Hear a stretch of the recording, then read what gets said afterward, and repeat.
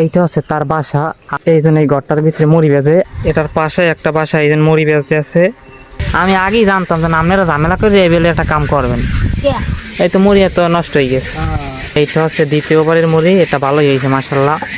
বর্তমানে আমি এসি আমার বাড়ি থেকে প্রায় 4 থেকে 5 কিলোমিটার দূরে, কারণ আমার মুড়ি বেচতে হইবে। ওই কারণে আমি, এই জন্য আমার হাতে চাউল আছে, মুড়ি বেচার জন্য আইসি। তো আমি গাড়ি থেকে নামার পর এই জনটার লোক দেখতে পাইতেছেন, সে আমার নিতে আইছে।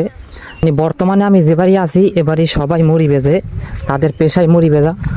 তো আমি গাড়ি থেকে নামার পর এই লোকটা আমার নিতে আইছে, আর আমার পিছনে আর একটা লোক আছে, সেও আসছে মুড়ি বেজার জন্য।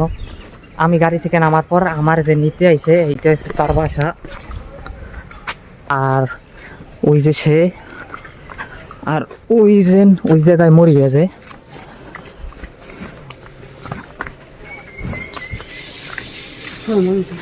এই জন্য এই ঘরটার ভিতরে মুড়ি বেজে, আর এটার পাশে ওই জায়গায় মুড়ি বেজে আছে। ওই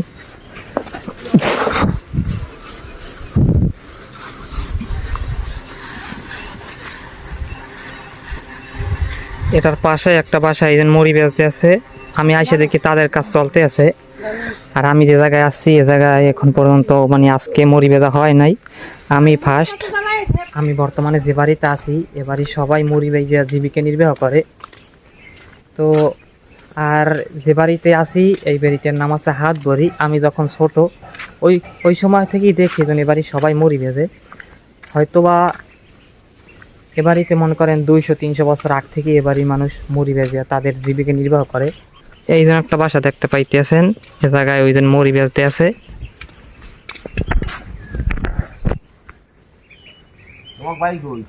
জামরো হ্যাঁ, আকন বাড়ি।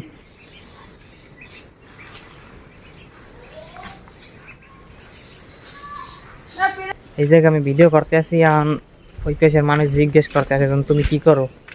পরে কয় তুমি কি ভিডিও বানাও, কই হ। আবার একজনে বলতে আছে এই ভিডিও কইরে ছাড়ো, মাসে কত টাকা ইনকাম করো। তো এ বাড়িতে যতগুলো ঘর আছে বর্তমানে সব ঘরই মুড়ি বেজে, আর আমার যে নিয়ে এসে হে এখন পর্যন্ত মুড়ি বেজা শুরু করতে আছেন। তো দেখি তারে ভাই বলি কি করে এখন। এই ভিডিওতে আসছি, আসার পর 30 মিনিট পর ওইজন কাজ শুরু করছে। তো দেখাই আপনাদের,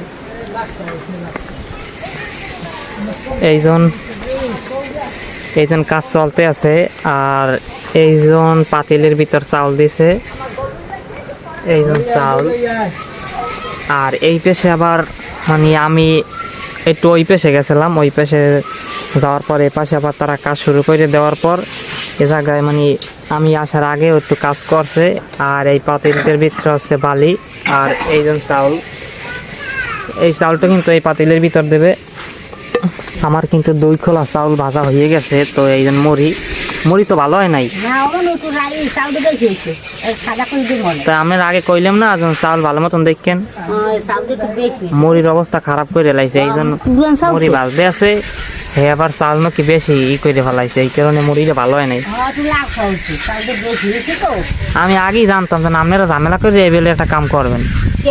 এই তো মুড়ি এত নষ্ট হয়ে গেছে। আচ্ছা পরের বার যেন ভালো হয়। আর এই জন্য এইটা হচ্ছে দ্বিতীয়বারের মুড়ি, এটা ভালোই হয়েছে মাশাআল্লাহ। তো আশা করি এখন থেকে যতগুলো মুড়ি ভাজবে সবই ভালো হইবে। তো আজকে কিন্তু আমার মুড়ি বেচা শেষ, আর আজকের ভিডিওটাও এই পর্যন্ত শেষ।